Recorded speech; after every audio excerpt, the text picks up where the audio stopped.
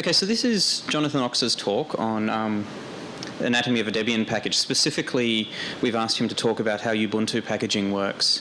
John is the president of Linux Australia, which is a Linux advocacy group in Australia, obviously, and he's one of the 3 authors of Ubuntu Hacks from O'Reilly. Apart from that, he's an all-round good guy and from some crazy other country. So anyway, here's John. Okay, what I'm going to talk about is Debian packages, and I'm going to use Debian basically because that is the basis for Ubuntu. But essentially it's the same thing. The tools are all the same, the package formats are the same. It's all very much the same thing. So we're going to cover binary packages. I'm going to make a couple of assumptions here as well. How many people here are sysadmins? I assume there are a few. So I'm assuming that most of you are quite familiar with RPM. Yep. You played around with that a little bit. How many people have played around with Debian packages already? Yeah, a few of you. Okay. So I'm preaching to the converted. What I'm going to do is talk about the structure of a binary package, source packages, how you convert a source package into a binary package, and also a little bit about what's happening with some changes that are going on right now with the format of the Debian package itself, with the 2.0 format. So basically a deb is just an archive that contains several items. What I'll do is, these slides are going to be available for you to grab, but they're really just sort of reference. What I'll do is show you most of it live, so we might as well go around and start playing with the Debian package. What I'll do is grab, what do I get? I'll grab an existing package, like say TCP dump, and have a look at it. So if you do R, we'll have a look at what's in it. It's really just those 3 elements. There's Debian Binary, which is just a little text file. All it contains is the version of the packaging system that's been used to create this particular package. At the moment, that's 2.0, which is the new package format. Control.tar.gz, which contains meta information about the package. So that's things like maintainer scripts and various other files that control how the package has been built, and we'll have a look at those in a second. And data.tar.gz, which is basically data for the actual file system. So that's what's going to get sucked out and then schlepped onto the file system. And then other manipulation will be done to it. So an actual binary package is a very simple sort of format. And if you want to, you can actually create it just using regular tools, but that's pretty painful. So it's much better to use tools that are designed for it. In the early days, of course, this is how all Debian packages were created. You just use R and things like that. But there are tools like dpackage, which is a suite of libraries and user space binaries that you can use for manipulating packages, for creating packages and things like that. So instead of having to extract it all manually, we can use dpackage. So if we did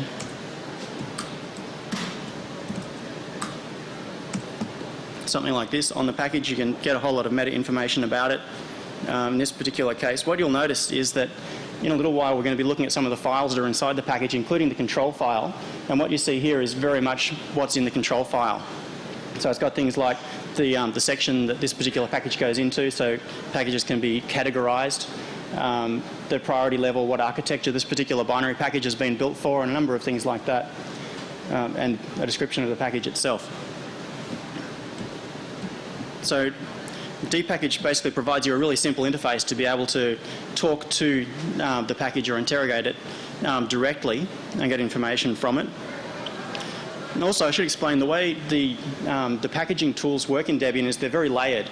Right at the bottom level, there is the actual package format and dpackage, which manipulates it directly. Now, if you've played around with a Debian or an Ubuntu box, you've probably done your apt-get install or something like that.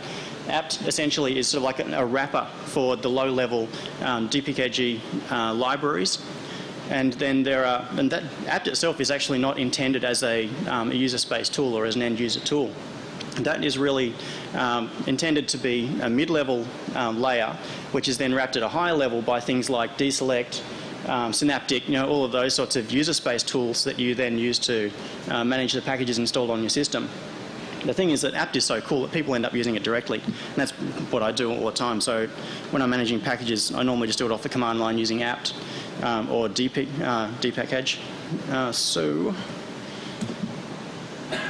the actual control file Well, in the when we had a look at what was in that binary before, the control.tar.gz, what it contains is a whole lot of information about the package. So the package name itself. So the file name itself is not important. The actual name of the package is stored in the metadata. The actual source. So this is another thing that's interesting about Debian packages. You can build multiple binaries from a single source. You might have, well, PHP is a good example. Within the original PHP source tree, there are a whole lot of modules that are built out of it. So when you have, on the end user system, you might want to have modules available as separate packages, not one monolithic PHP package that includes everything. So what happens is you can have a single source package which encompasses the entire PHP source tree, and then define multiple binary targets so that when you run your build process, you end up with a package which contains the core PHP infrastructure, and then other packages that contain all of the supporting modules that might be optionally installed. So in the actual binary package itself, you need to be able to figure backwards where this package came from. So the source metadata tells you what source this particular binary came from. The versioning within Debian packages is consistent of two parts. There is obviously the upstream version, so if you've got version 0.9.4 or something, that may not change even between Debian package releases. For example, you might find that there is a security flaw and you need to patch and re-release a package. Or you might find that there is a problem within the packaging itself. So you want to bump the version number without bumping the upstream version number, because that's always important to know where that came from. So the version of a Debian package is always in two parts. There's upstream version, then a hyphen, and then the version of the Debian package itself, which can also be composed of multiple parts. There's typically just an integer which increments. So you might have version 0.9.4-1 of a package, so that'll be the first Debian package built from that particular source version. And you can also have, you can add a colon and then another version to it.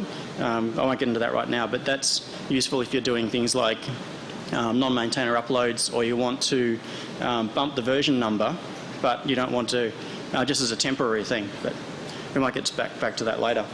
The actual architecture, the source package might be built for a whole bunch of different architectures in the build farm or something like that, so the architecture for the target deployment is important. And then the really interesting bit, and this is one thing that makes the Debian package format a little bit different to some of the others, is all of the relationships between the packages and the way the dependencies are handled.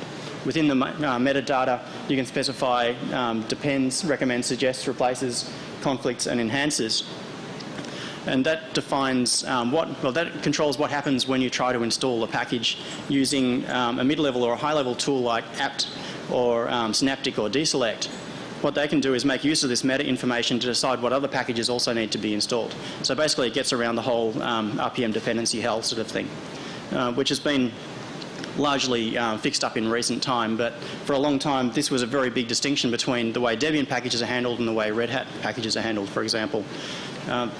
The different meanings of those, I won't go into that in great detail, but things like conflicts is fairly obvious. Basically, if you name another package, that package can't possibly be installed while this one is installed, so if you try to install it, the system will go away and uninstall that other one behind your back, but it will give you an option generally telling you whether to let you say whether you want it to do that or not.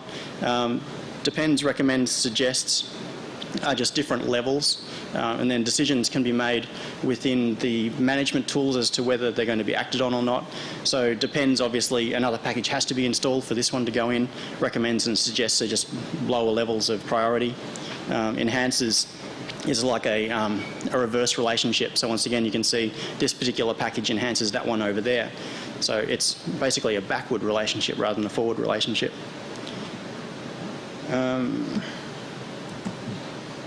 Yeah, in this particular one, you can see it depends on libc6, libpcap, and libssl, but it doesn't have any other dependencies.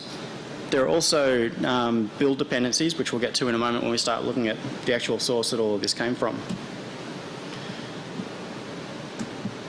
Okay, maintainer scripts. Within the package itself, there is the raw data that's going to be schlepped onto the disk, and then there are maintainer scripts that are run at various stages of the process. So as dpackage, for example, is extracting the package and putting it in the right place, you need to have hooks as a package maintainer to tell it to do certain things. And the way the Debian packages work are very flexible about that. You can essentially do arbitrary things at various stages of the installation process. Using pre-inst, for example, you can have a little shell script that does any arbitrary thing, and you've got full root privileges to the system at that point. So, like any package management system, basically, if you're maintaining a Debian package, you have full root access to every system that your package is installed on. So pre-inst is run prior to actually extracting stuff onto the file system. In general, it's recommended that pre-inst and post-RM aren't used. It's only unusual situations where you absolutely have to do something before your data is extracted onto the file system. Typically, you'll use post-inst and pre-RM. So post-inst is run once that data.tar.gz has been extracted, and it gives you the opportunity of doing things like asking configuration questions, or that's a deprecated way of doing it. It used to be very common to just poke configuration questions to the screen using the post-inst. So you could say, do you want to install it in this way, yes or no? And it was pretty typical to have prompts at that level. The problem with that is that it makes it very hard to build high-level tools like Synaptic on top of it, because you can't pass those questions through in a consistent way. So configuration questions at installation time now are typically done using a script called config, which passes questions in a very structured manner up the system so that they can be asked using whatever interface has been selected. So you might have some people that are running apt, and it'll simply be questions on the command line. You might have some people running in a GTK type GUI or Synaptic or something like that, and you want the interface to match the rest of the GUI. And this abstracts the actual questions and answers from the format of the way that they're asked. So to understand that process, the actual sequence that is run through when you install a Debian package, so if you've got a package sitting there on disk and you do dpkg-i for install, it invokes debconf and asks any questions that might be asked. So it then runs, and the answers to those questions are remembered for use later on. It then runs the pre-inst script, and we'll look at some of that in a moment when we actually look inside a source package. The actual package is unpacked so that data.tar.gz is extracted onto disk and everything's put in the right place. So at that point, it hasn't been configured, but all of the data is sitting there live on disk. So it then runs the post-inst script, and at that point, everything is there ready to go. So the package is fully installed. Now, if installation is interrupted partway through the process, you might get a number of errors occurring. For example, if you have a failure within the pre-inst script, you might find that the package ends up in an unpredictable state, so you won't have data extracted onto disk necessarily. So there's a lot of cleanup that's taken care of within the dpackage libraries themselves. It tries very hard, basically, not to leave your system in a state where there is a package that's half extracted. And at most stages, it will give you an option of doing a cleanup. And it usually asks sane questions at the time. Removal is just the opposite. It's pretty easy. It just runs the pre-RM remove and pulls everything off disk. Runs post-RM remove. When you're removing a package from disk, there are a couple of different options. Standard removal takes the raw data itself, such as binaries associated with the package, and removes those, but it doesn't remove configuration information. Because a lot of the time, configuration has been modified by a local system administrator, and you don't want it just disappearing on you. So typically, those are files that are not actually controlled by the package. They might have been edited locally. And so unless you explicitly state that you want to remove configuration information with a -- purge option to depackage, for example, you'll actually leave all those behind. So what you could do is apt-get install that same package again, and you'll end up back in the exact same configuration and the same state as you were before you did the remove.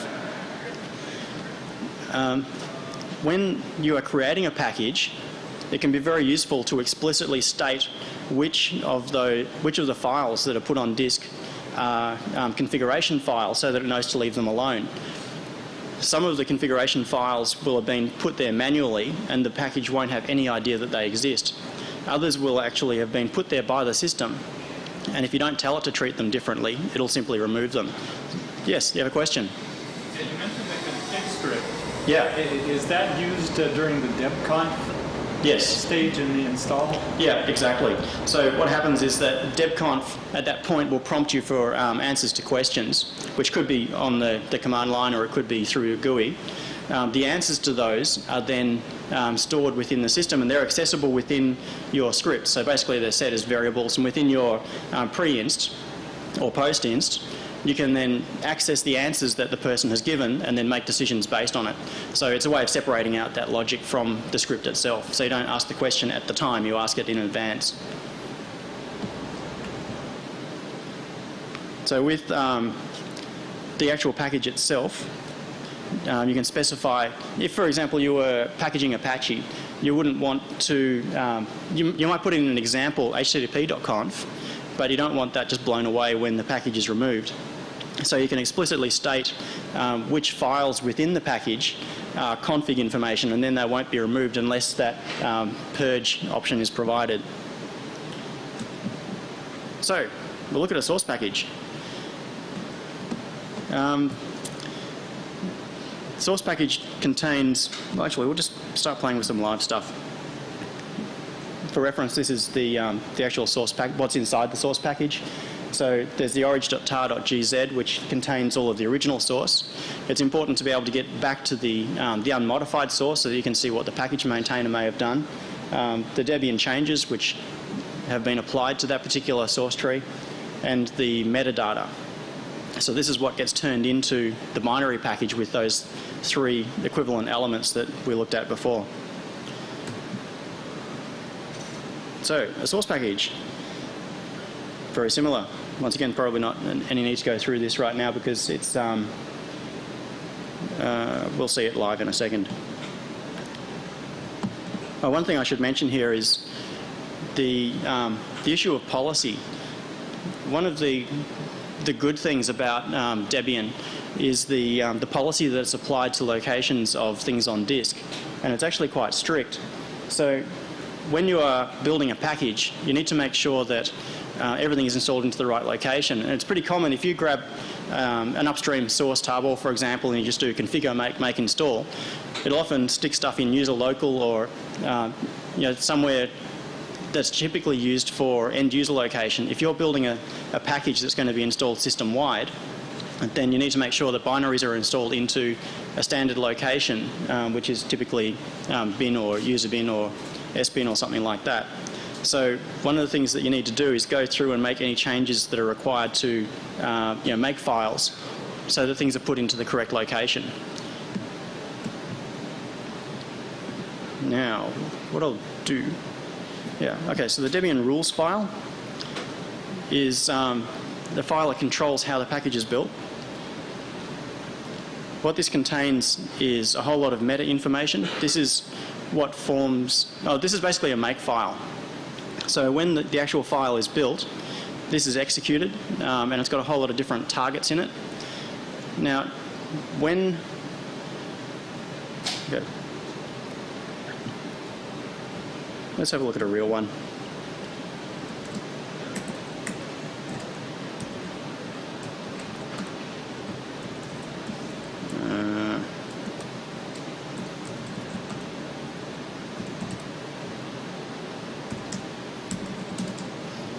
Okay, so what I've done is just grab the source, or remove the original deb that was in there. So what I'll do is create a source package based on this particular source tree, and I'll go through and show you all those files rather than go through on the slides. So first thing to do is extract the source.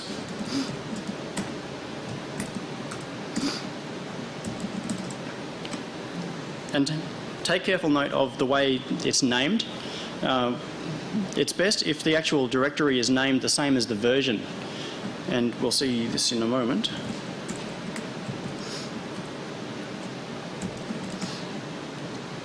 Now what we can do if you were doing this the hard way, what you would do is create a Debian directory which contains all of that meta information. So what we need in there is a Debian Rules file, which is the make file that controls the build process of the package.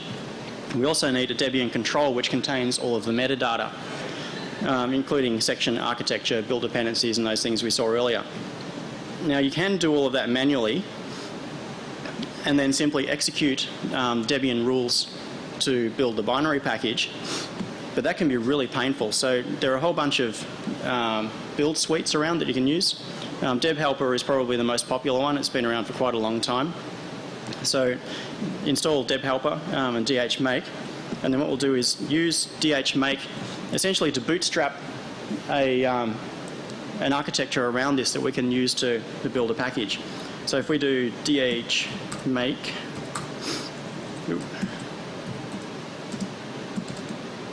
there are a couple of flags we can pass to this. We'll just pass in the most important one. The only one that really matters is the path to the upstream tarball. Because what it's going to do now is examine the directory we're in, examine the upstream tarball that we are pointing to, and do its best to build all the metadata, the meta control files that we need to actually build this package. So it's going to ask a couple of questions. The first thing is whether you want a single binary target or multiple binaries. As I was mentioning before, we can set this up so that there are actually a whole lot of separate control files or separate sections within the control file that determine what binary packages are going to be built. In this case, we only want to build a single binary package out of this. You can also tell it that you want to set it up for a library or a kernel module or something like that. So we'll take the simple one. In this particular case, it's just going to be a single binary. We haven't specified a license type or anything like that. And what that's just done is created a directory called Debian, which has been filled with a whole lot of example files. You'll probably find that a lot of these you won't even need, but it makes a fantastic starting point because you can just go through and change values and whatever you need. So the first thing we'll look at is the control file. So this is the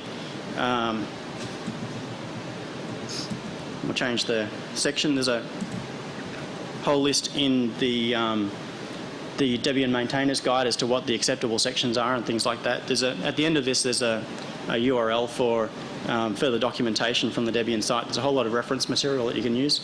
So section has to be one of a number of predefined sections. Priority, this is an optional package, so we'll just leave it as that.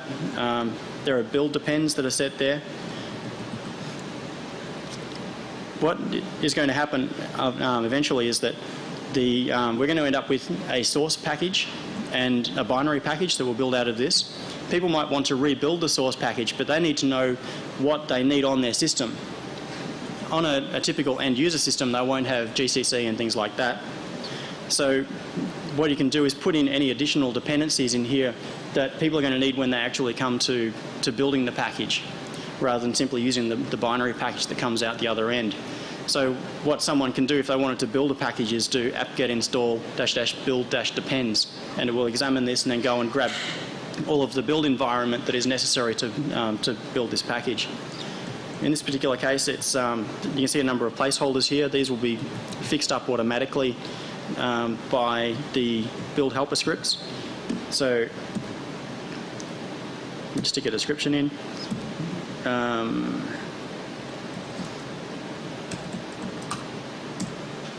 That's not much use.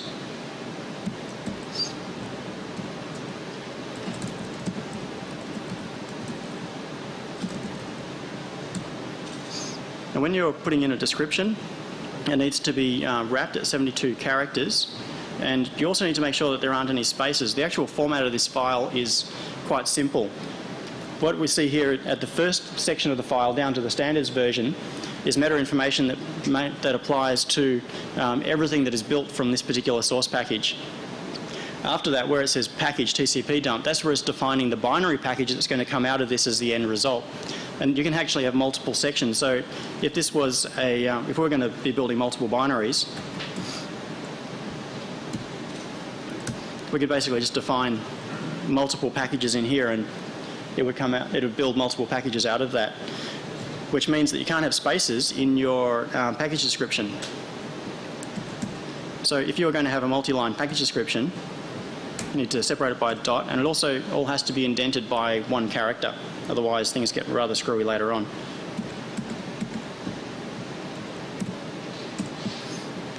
The other thing that you need to have a look at is the actual rules file. So this has been automatically created, obviously, but you'll probably need to go through here and make some changes. For a really simple package, which you can simply do configure, make, install, you might not have to touch this at all. The Deb Helper suite is quite smart at setting this up to suit the source tree that you've extracted it in. So basically go through here and have a look at the different build targets. So we can see here, right, setting some flags. If you need to pass anything to GCC, for example, at build time, then you can set them in here. And you'll see here the process that it's going to go through at the point where that binary is actually created. So there's nothing special you need to do. This is where to start playing with it. You'll also see in this particular one, because it's been built using the Deb Helper suite, there are a whole lot of calls to these little helpers to do specific things.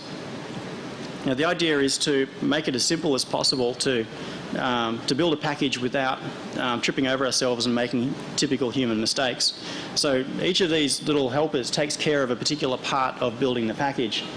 So you'll see install docs, for example, is a helper which is being called, and it looks for things like a Readme file in the original source tree, and it automatically sticks it into the correct place. So each of these does some little task, and you might find that you need to, if this, for example, ran as a GUI and we needed to put a menu item in, then we could enable the install menu option, and then there is a configuration file for that. And there's a man page for each of these as well. It's really well documented. So if you needed to install a menu, you would then create a config file that specifies the position within the menu structure that it needs to be located, the name, the icon, and various things like that. Likewise for all of these other options. And there are quite a few of them. There are a lot more than this as well. This is just the really common ones. And then finally it does the actual build of the binary.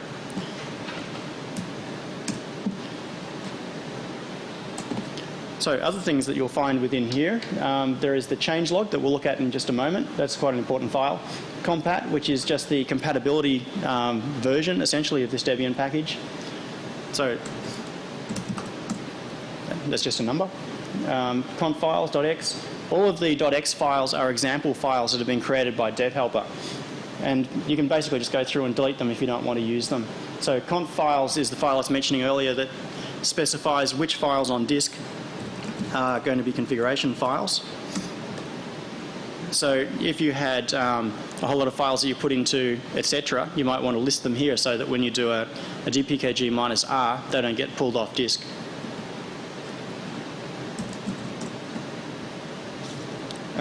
Dirs specifies which directories are going to be used, because what will happen when this package is built is it will create a little local lab, which is like a we're going to use fake root in a moment to build the package or build a binary within a fake root, and it uses a list of directories here to build a structure that it puts the files into. So if there are other directories that you need, you can list them here and it will build them for you automatically. One of the reasons for this, rather than simply building stuff on demand, is that there are some sanity checkers. This is all geared around trying to prevent you making mistakes. So if you use a directory which isn't listed in here, the sanity checkers at the end will tell you. Emacs, we'll ignore those. Init.d, if this is running as a service and you need to start it up at boot time, it's got an example init file, which in the control file is installed automatically. You'll find that pretty much all of the files that are in this directory are put in place using those little DH helper snippets that we saw earlier in the control file. So if you actually do use an init.d, all you need to do is rename init.d to, or .x to init.d, enable the little helper that puts it in the right place, and it will take care of it all for you. There are example man pages in there. There's the menu file. So if you actually wanted to put this in as a menu, once again, that's taken care of by DH menu. and the post-inst and post-rm, pre-inst and pre-rm files. As a package maintainer, this is basically where you're going to spend most of your time, is playing around in these. So there's not much in them right now, but these are a little shell that you then flesh out with the specifics of what you need to do. So you might find that to install a particular package on disk, you need to create certain directories or you need to move things around. You can arbitrarily do anything you like in here. Okay. Do they have to be a particular? Do they have to be using a particular shell or? No. You need to be sure that the shell is going to be on the end user system, because otherwise there's no way to execute it. If you had some really unusual requirement, what you could, on a certain shell, what you could do is put that shell in as a pre-depends within your package. So that shell will get installed and then your package will be installed afterwards. But that's pretty rare. They're generally just done in Perl or Bash or something like that. So like most things, if you've got unusual requirements, there are ways around it. You can work the packaging system to achieve just about any end result. But take the path of least resistance. There's a readme.debian file. This is different to the readme file because when you are setting your package up, you'll probably have to make changes that cause it to deviate from the original source installation structure. So you can document all of those in readme.debian, and that way it makes it really easy for people to see what changes you've made versus what was actually intended by the upstream maintainer. Default docbase and watch. Actually, watch is a really cool little file. This is a configuration file that you can use with helper tools that let you track whether upstream has changed their version or not. So what you can do is define in here the actual place that you grab your source from, and by running a script, it'll go through all of your packages and check whether there have been new versions released. So if you're maintaining a whole bunch of packages, you don't want to have to be going back to the original upstream every day and checking, do you have a new version? So this just takes care of all of that in a really neat little automated way. So it can tell you have X packages to rebuild.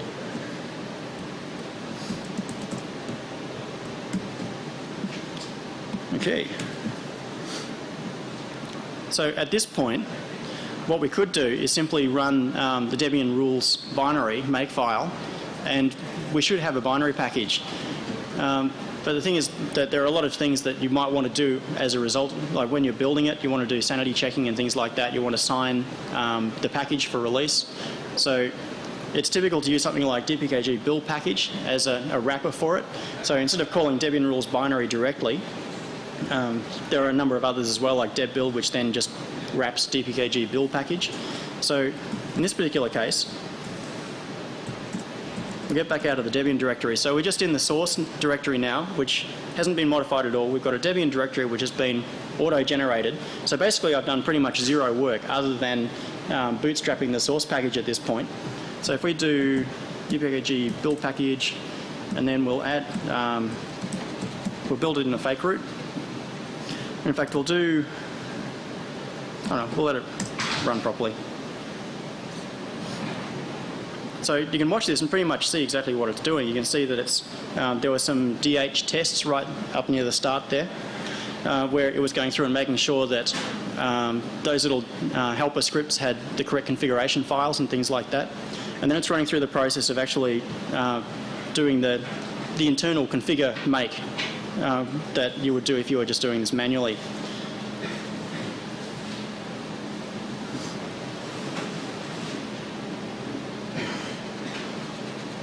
And hopefully we get no errors.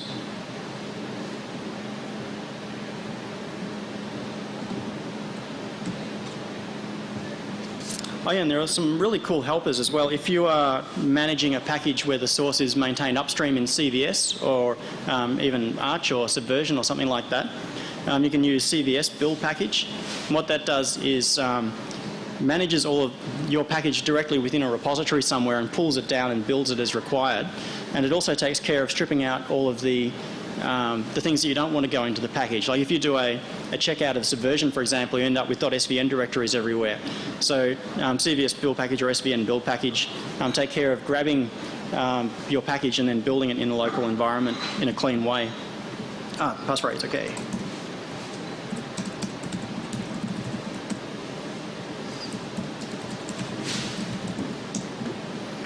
It always asks for the passphrase twice because it's there are two different files that are signed. The Debian package itself is signed using GPG, and at the moment the chain of trust is not really that complete. At this point, obviously, I'm acting as a Debian maintainer, so I've got the original source. The idea is that I should be trusted to understand what's going on within that particular binary. I should know that there is nothing that's been done within the source that we don't want getting to the end user's machines. So basically, I'm signing that to say, yes, I trust that this package is okay. That signature is passed on as a detached file. So ultimately, once this package is published, the signature can be traced back to the original maintainer that built it. The thing is that in the case of Debian and Ubuntu, there are build farms that do auto builds for multiple architectures. So what's going to happen is that the source package that I created and signed is going to be sent off to the build farm, and then it will be built on all 14 architectures or whatever are currently supported on Debian. The actual binary that comes out of that, obviously I haven't checked. I can't necessarily trust the build D, because who knows whether it's got a modified GCC or something like that, or the linker might have been modified. So there are a whole lot of points along the chain where you need to be very careful in terms of authenticating the actual package to be able to say to an end customer, this package that you have installed on your machine can be traced in an authenticated trust path all the way back to the original source. So there are some issues with that, but there has been a lot of work done on that recently to include signature support within apt, for example, so that you can actually check signatures on packages. apt is now set up in both in Ubuntu and in Debian in the latest unstable to check archive signatures. So there are a number of archives that the packages are pulled down from. The system will check whether this particular package has been signed and whether it can trace that trust path back. So what we've got now in the directory back above us is a whole bunch of extra stuff. There is the diff that was created a little while ago when, which is basically the difference between the original source and what we've created. There is a changes file which defines essentially what has changed in this particular release. I'll show you the internal changelog in a second as well once we start incrementing versions, and we'll look at what happens when you want to release a new version of a package. There's the actual .deb itself with the architecture. So in this particular case, you can see it's been built for i386. There is the orig.tar.gz, and there right at the bottom is the actual source that we grabbed in the first place. So theoretically, what I could do is dpkg that .deb, which is now a fully built binary package, and have it install onto this local machine. I won't do that because I've actually already installed it. There are some checks that we can do at this point just to make sure that that is okay. There are a couple of automation tools and also other build helpers I should mention before I get to that. I've been using dpkg Bill Package, but there are a whole bunch of build helpers that you can use. Just about every Debian developer seems to think that it's a cool thing to build their own build helper, so there are actually a whole lot of them. CDBS has been very popular recently. That's a common Debian build system. So now that we've actually got a binary package that's been built out of this source, we can use either Lintian or Linda to check the sanity of the package.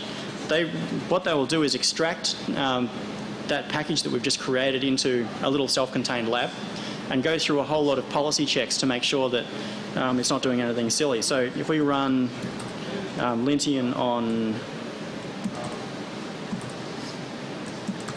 and you can see here in the version number, we've got -1, which is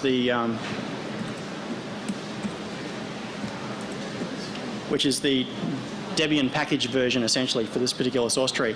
So this is going to come up with heaps of complaints because I didn't remove any of those example files.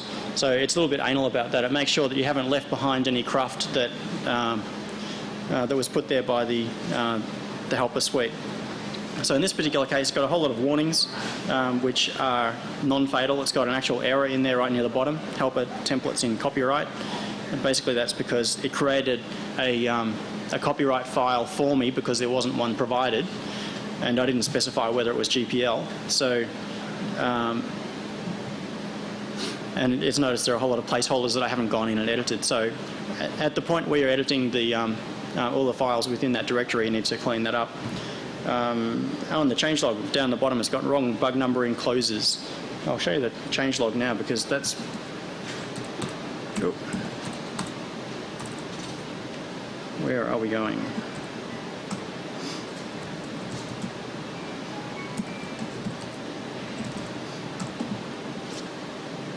This changelog was auto-created by the helper. In this particular case, what it's done is set it up to close a bug. Within the Debian bug tracker, there are hooks into the package management system, so that if you upload a package with a closes line in it anywhere, it looks for a corresponding entry in the bug tracker and closes it automatically.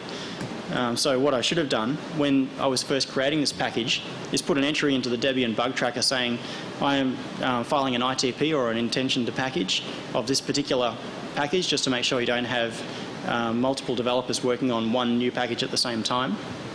And then when the binary package is uploaded for the first time, that can be closed to state that I've already created this package, so it doesn't need to be looked at. So that's where that error came from. So that should have been saying it closed 1, 2, 3, 4 or something like that.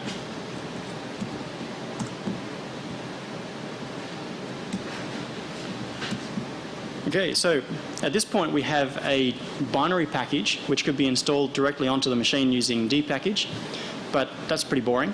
What you really want to do is put it up onto a package server, which is really just an FTP or an HTTP server, which is stored with a file that lists, essentially an index that lists all of the packages on that particular repository.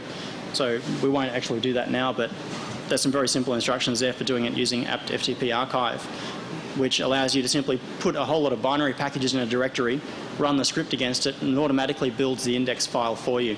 So it makes it really easy to maintain a little private apt repository. Now, if this package had actually been incremented in version, for example, if 3.9.5 had come out, or I discovered that I'd made a mistake and I wanted to create a new package, you can use DCH-I to increment it. Damn, I don't have it installed.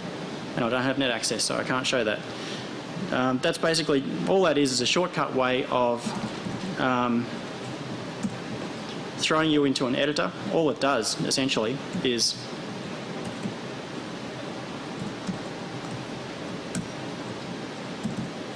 that, and auto increments the number for you. You can do the exact same thing simply by editing the changelog. So this changelog is read at the point where the package is built and the version is extracted from this string. So if we did another DPKG Bill package at this point, that's the version that would be created.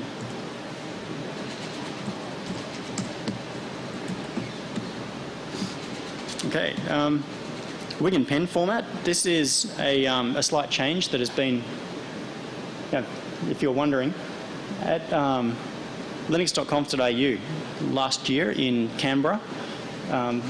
The favourite haunt afterwards was this little pub called the Wig and Pen, and a whole bunch of Debian developers got together and started complaining about some of the limitations within the current packaging format. And they came up with a plan to fix a couple of those problems. For example, by allowing bzip2 compression and allowing a tarball to be used instead of a simple diff file. It's one of the problems if you're maintaining a package that contains binaries of images, for example, is all of those changes have to be represented within the diff.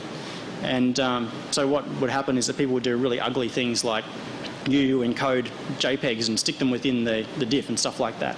So the new 2.0 source format allows you to have a tarball as to represent those changes, which gives you a lot more flexibility. So you can just put arbitrary things within it and they're handled automatically. And also multiple upstream tarballs are supported. There are quite a few projects that have things like build time dependencies that might be libraries. And what you see with a lot of projects is they start off with a little internal library that has been created as part of that particular project. They've got some requirement, they can't find a library that does it, and so it's included as part of the original source. At some point they often split it up so that they think, hey, this would be a really useful library for other people to use, so they make it available as a separate tarball, but it's all still stored within the same source tree. And that can be a bit of a problem to represent within a Debian package as well. So with the new Wig and Pen format, that's taken care of because you can actually specify multiple upstream tarballs as representing the source tree for the package that you are going to build. Other things that we haven't talked about, converting RPM to Deb. That can actually be done in a semi-automatic way, but like any format conversion, there are catches. If you have data that you need, for example, to create the Deb, like the dependencies, that information may not be available within the original RPM. So there are tools like Alien that allow you to take an RPM, they rip it apart, and they try to figure out the equivalent structure for a Debian, and they build you an equivalent Debian package. They can be useful for quick and dirty conversions, but it's not really advisable as a long-term solution. Or it can be useful if you're, as a starting point to show you what you need to do. Rebuilding source packages. You know, at the point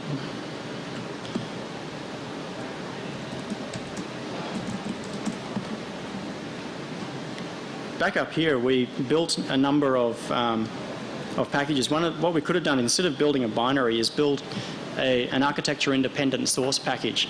So we didn't actually create one here, but that's just a flag that you pass to DPKG Bill Package.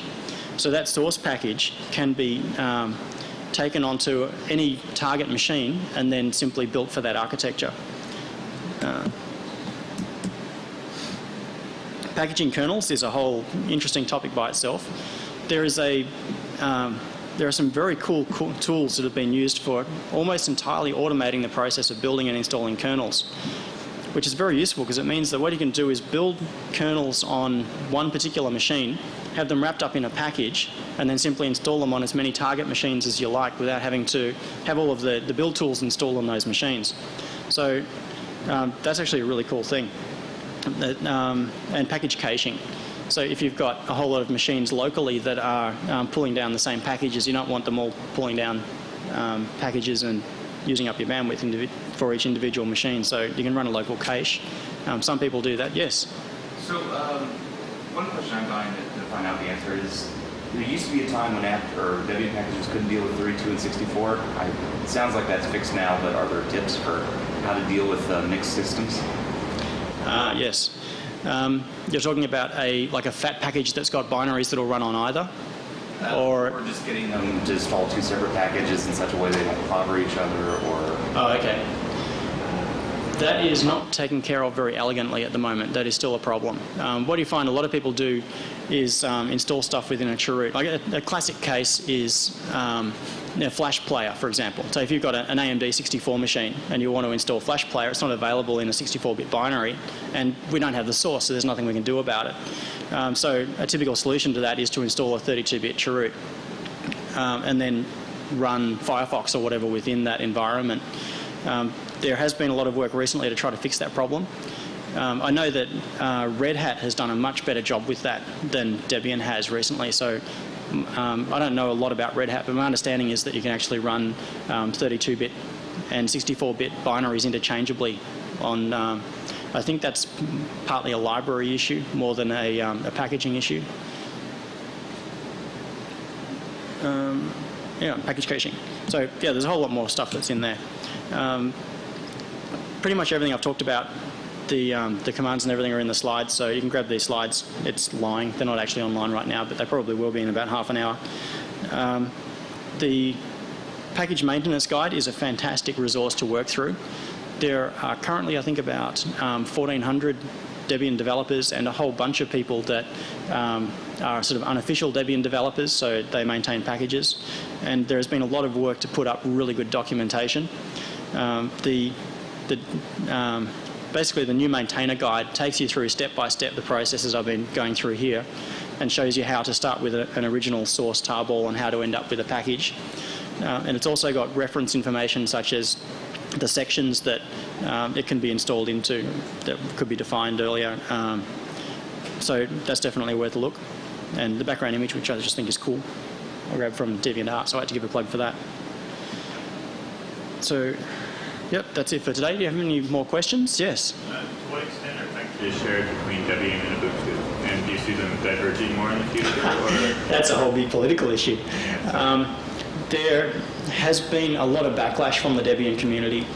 There's been a general feeling that Ubuntu has reaped the rewards, as it were, from all the hard work put in by Debian developers, and they're not given anything back. There is a project called Ubuntu, I think it is, which is Ubuntu backwards, which is working to take any of the changes that are done within the Ubuntu environment and then push those back into Debian. And the thing is that pretty much all the core canonical employees are Debian developers anyway.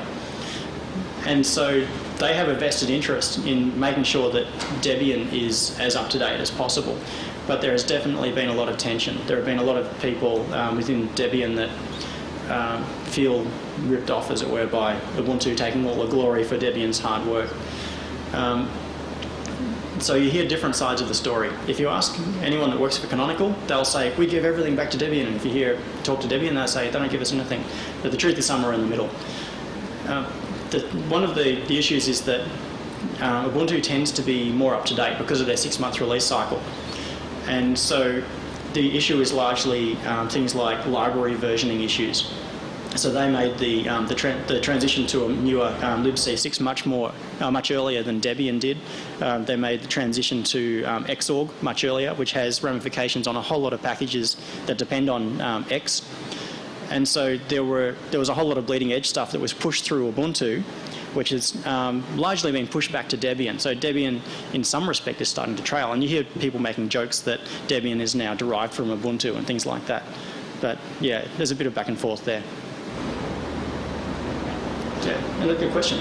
So one of the things that's always tricky is knowing what the machine looked like when a package was configured. So suddenly configure says, I've got SSL and I'm going to use it. Is there a way to find out, what was the configure, or what does this package assume or have in it? Or? Yes, as in what has installing this package done to my system? What does it put in different places? And what options does the package have pulled into it at compile time? Oh, okay. That's kind of two different questions. The first one is that there is a list option in dpackage. So if we go for, so say I wanted to find out what the TCP dump package had installed on my system, we can just basically do a long listing format, and that shows what files were schlepped onto the file system at setup time. So these are all the files that the package management system knows about that are related to that particular package, which is a really good way of finding documentation and things like that. The other part of the question is in relation to changes. The simple answer to that one, but the naive answer is to look in the changelog, which you can see is listed down the bottom there, so changelog.debian.gz, which was installed automatically. So that was basically the changelog that was entered by the package maintainer. The thing is that to put that, you're trusting the maintainer essentially. What you're wanting to know is the difference between the original upstream source and then what changes they've applied to it to build the package. Well, but even more than I'm looking for, so when you run /configure, it'll go out and auto-detect a whole lot of stuff. Yep. And I don't always know what features it turned on because they were there on the original build machine. Right. So you're looking for compile time flags, so to speak. Well, compile time flags is part of it, and the rest of it is what did it auto-detect. Could you look at the diff file to Yes. upstream diff file to see if there is what the compile time flags are? To some extent, that will show you the difference between what was upstream and what was compiled, but not necessarily the compile time flags. The best thing to do would be to grab the source package and have a look inside it.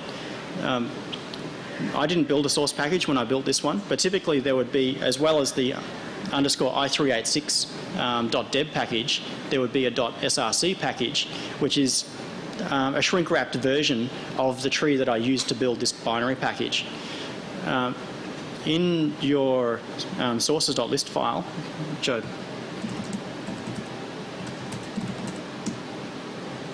which you typically have, well, here's an entry here.